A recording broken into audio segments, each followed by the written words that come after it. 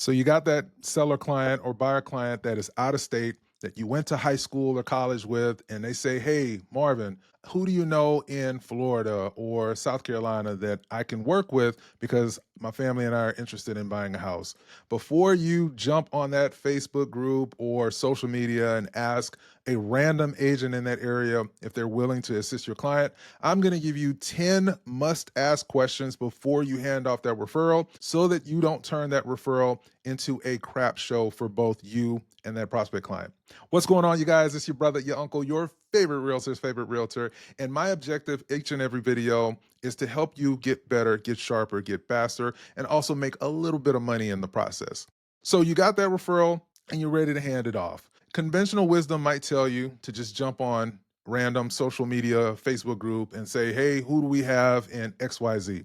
Your brother, your uncle, I've done that numerous of times, and I can't tell you how in in tarnation it has been a negative experience more often than not until I made certain key tweaks to the referral business that I hand out because I have a presence online and I have a pretty big sphere, and so folks will hit me up and I have to know that whoever I hand this referral off to will take care of this client as though I am the person working with them in the state. So I think it's important, if you are a part of a real estate Facebook group, for example, if you're going to ask, "Who do we have in XYZ that can help with a referral?" I think it's very important to not just go off of who gets tagged by everybody in that Facebook group. Social media, unfortunately, is just like high school in a lot of ways. And oftentimes, the most popular people are not necessarily the best at what they do. So it's important to know that when a person is tagged, or maybe the same person is suggested by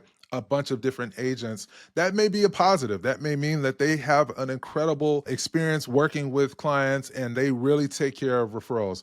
But it also could mean that they're a part of those people that's tagging, personal groups or, fraternities, sororities, and all that, and they're just tagging them just to be tagging them. I don't want you to make that mistake by not doing a little bit of due diligence. And here are some great questions that you want to ask when you find a couple of individuals you're thinking of handing the business off to. Of course, it's normal to ask questions like, "What's your production been like? Who do you work with primarily? Is it buyer or seller clients?" That's kind of the obvious questions that you'll want to ask. But I think what's important for me when I'm talking with a person that I'm thinking about sending a referral to is, what is your response time? How quickly, when a client reaches out to you, do you get back to them? Is it same day? Is it next business day? What are your hours of operation that a client can expect to hear from you if they've asked you a question? And I think it's important to know this because ultimately, you want that handoff to be amazing. You want to know that that person that's going to be working with your referral is going to be in good hands. And I think it also sets certain expectations. If a referral agent tells me that they are available Monday through Sunday from 8 a.m. to 8 p.m., that might be a little bit of a red flag because then I'll be asking, "Hey, what about work-life balance? And is this person really telling me what they really will do, or are they just saying what they think I want to hear?" I want to hear some nuance. I want to hear, "Hey, I'm available banking hours Monday through Friday and half a day on Saturday, and then I take Sabbath on Sunday." That's the conversation when folks are sending me referrals. I let them know out of the gate that work-life balance is important to me. Yes, I'm going to take care of your referral client, but I also have a life outside of real estate. And if that client reaches out to me between those stated hours, I got them covered. And if it's after those hours, you have my commitment as the person sending the referral that they will hear from me within 24 business hours. You need to hear something along those lines when you ask a person when they can expect to hear from you if that referral has questions. And the next thing that I think is incredibly important is finding out if that agent will be the only person working with your referral client. Oftentimes, again, I'm telling you all the horror stories that I've had to personally deal with as a person, that hands off referrals fairly frequently, is an individual will tell me that they are going to be working directly with my client, not tell me that they have a showing agent who's going to be doing all of the showings, and they're never going to see the agent that I thought was going to be working with this client until the closing day. If, as a person receiving referrals, you're not going to be the person that's doing 100% of all showings, barring death, sickness, things of that nature, you need to be very upfront and state that, because many individuals like myself, when we hand it off, if we're handing it off to you because we like the feel that we got for you, we like the answers that you gave, we like the presence that you have online, we're going to be expecting everything that we saw about you and everything that we heard about you to follow through with the client's experience working with you, not you and or your team member, your showing agent, everybody except you. And the next question I like to ask is, hey, referring agent, do you do real estate full time or part time? If you do real estate full time, that's great because I know, especially if I'm handing off a buyer client, that you're going to be available as long as you have a heads up. You're going to be available to do those showings whenever a client wants to take a look at properties. But if you're doing real estate and you have a 9 to 5, then a buyer client referral would probably not be a good fit for you, especially if you have certain restrictions on your availability that would go against when my client wants to look at properties. If I have a listing referral to send off, then personally speaking, I'm a lot more willing to work with agents that are dual career because I know as soon as they set that listing up, they just have to have a phone by them to be able to answer agents that are interested in doing showings at the property. But if you're doing real estate full time, disclose that if you are the person that's about to potentially receive a referral. Don't lie, be upfront because my referral client, in many cases, as an agent that sends referrals, we're going to ask these prospects, how are things going? What's been the experience working with you? And they're going to let me know, hey, I wanted to take a look at this property, but they told me that they don't get off work until 5 o'clock.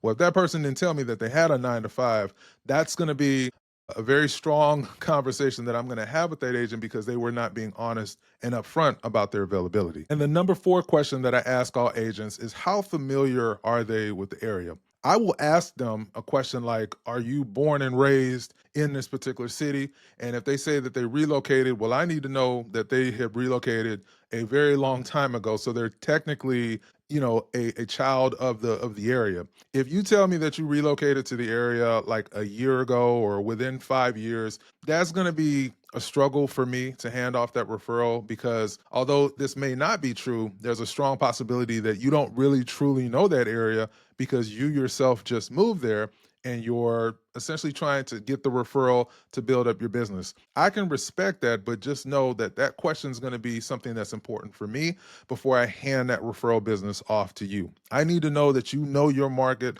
like the back of your hand. And even if you are newer to the area, I think it's important to have a presence online as a real estate professional and not just be posting the marketing flyers that your brokerage has told you to post on social media. But I need to see you showing up on social media because I'm going to do my due diligence. I'm going to look you up online and make sure that who I'm handing it off to is not crazy or anything like that. But I want to see an agent that is showing me the latest coffee shop that just opened up in the area, some new business that's moved there.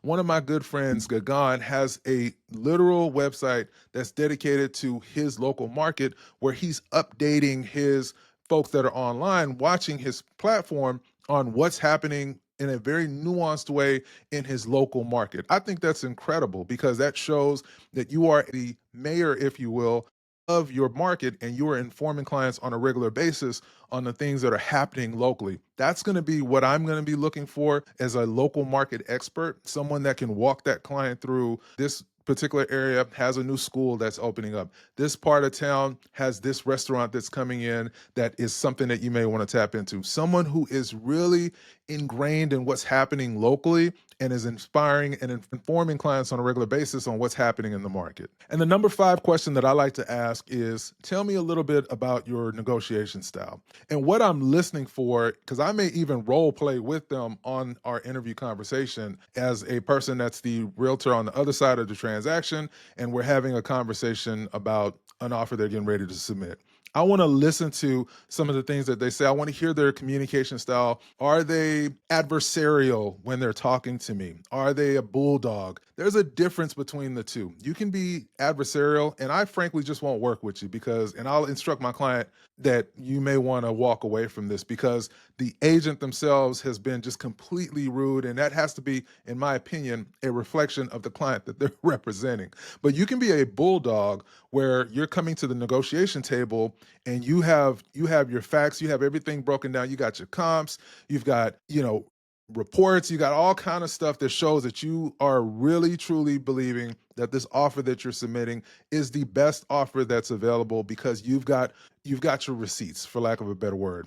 I want to hear those kind of things. What is your negotiation style? Do you just take whatever a person says to you, or do you have a little bit of fight back? That's what I'm looking for in an agent that I send business to, because your brother, your uncle, this smiling face is here on YouTube, but when it's time to get after it and it's time to submit that deal for my client, or there's some back and forth, I go into complete Southside Marvin bulldog mode for the benefit of my client, and I want to know that that agent I'm sending that business to will do the same. And the last two that I want to talk through is, I will ask that agent, what is their communication like with the client once we're under contract? So if that home that they were interested in, they put that offer through and the offer was accepted, I will ask, walk me through how you keep your client in the loop when a deal is getting ready to go to the closing table. And I need to hear that they update that client at least twice a week, 2 to 3 times a week. If there's not really a lot of action happening, they say that, they convey that. But if this is something that's getting ready to close, they should be communicating with this client either through phone, text, or email, updating them every step of the way. Hey, I've got the inspection scheduled out for you, and these are the questions that the inspector may have for you, and this is what to expect on inspection day. That's the kind of thing that I like to hear when a person tells me I keep my clients updated every step of the way. The client should not hear from you until closing day, because that's going to be a huge red flag for their experience. Because although this is a referral and this may just be another client that you're working with, put yourself in the mind of that client. This may be their first home purchase, and so they don't know what questions they need to ask. And a lot of times for me, I overshare. I let them know, hey, look, I'm going to keep you updated every step of the way, Mr. and Mrs. Client. It's going to seem like it's a lot that I'm throwing at you at one time. I don't want you to get overwhelmed. If you have any questions about my questions, let's hop on a call and talk through it. And if you have any questions for me, you will hear back from me, if not the same business day, within 24 hours. I need to know that that client is going to be updated literally every step of the process if you're going to be working with them. And one of the other questions that I like to ask potential agents that I work with is, how do they handle the situation if the client is not ready to immediately start looking at homes? And I kind of listen for how they respond. Usually it might be a little bit of silence. If I don't hear that they will still provide, if it's a buyer client, for example, that they will still provide an updated list of homes that fit their criteria, that's a red flag. If I hear an agent tell me, well, I'll talk to them when they're pre-approved, that's another red flag, because it costs nothing as us as agents to, if a client says, hey, look, I'm not quite pre-approved yet, but I want to look at homes that are 3 bedroom, 2 bath, whatever. Yes, it will affect the price point of homes that you send them if you don't know what they're pre-approved for. So I think it's important in that case to say, hey, look, I can send you at least the median price range of the market, Mr. and Mrs. Client. But just remember, what you can ultimately purchase will depend in large factor on what a bank pre-approves you for. That's a very nice way of finding out if a client is ready to get pre-approved. But if they just want to look at homes in random price ranges, I'll set them up on search alerts. It's no big deal. If anything, it keeps them and it keeps me top of mind for them, because I'm sending them homes through the automation of my CRM, sending them homes on a regular basis. I will get them on a nice drip campaign that's more of a long-term drip campaign that just keeps them updated and just saying, hey, this is what's happening in the particular area that you're looking at. But if I hear an agent tell me that I should reach back out when they're ready to start looking, that agent's not going to hear from me. And the last question that I ask other agents that I'm interested in sending business off to is to tell me about one of the biggest challenges that they're seeing in their local market and how they're helping clients navigate that. I want to hear that you had an offer that was rejected even though it was at asking price and there was no due diligence period. It lends to your expertise, and it tells me, as the person sending off the referral, if you really, really do this, do this. I think oftentimes agents say what they think we want to hear. But personally, I want to hear about your struggles. I want to hear about that listing that has had a hard time moving because unfortunately there's too much inventory in your market. Tell me those things, because that lets me know that I'm talking to a real human being and somebody that's really in the trenches making it do what it do in these real estate streets. Your brother, your uncle, I ain't going to judge you. I just want to know that who I'm handing that business off to is really truly treating this with the seriousness that it requires, because we are in a weird market. So if you tell me that everything's fine, Marvin. I'm selling homes like nothing. I'm not going to believe you. And I'm going to want to hear a little bit more meat, if you will, as far as some of the things that you're struggling with. So I think that these are some really good preliminary questions to ask before you hand that business off as a person who is out of state and you're looking to connect with a realtor in another state. Of course, if it's Atlanta, Georgia, your brother, your uncle, I got you covered. Hit me up. We can have a conversation. I would be honored to take care of your clients. But if it's a client in another state, feel free to still reach out to me because I have really great agent relationships all over the United States, but we're primarily based in Florida, New York, New Jersey, California, pretty much all parts of California. Your brother, your uncle can help you in that area. But if it's any other places, reach out to me. I'm happy to make that introduction. If you are not currently an agent with Real Broker, scan this QR code right here. I want to have a conversation with why I think Real Broker just allows our referral network is amazing. That's first and foremost, but it really allows agents to know that they are working with an agent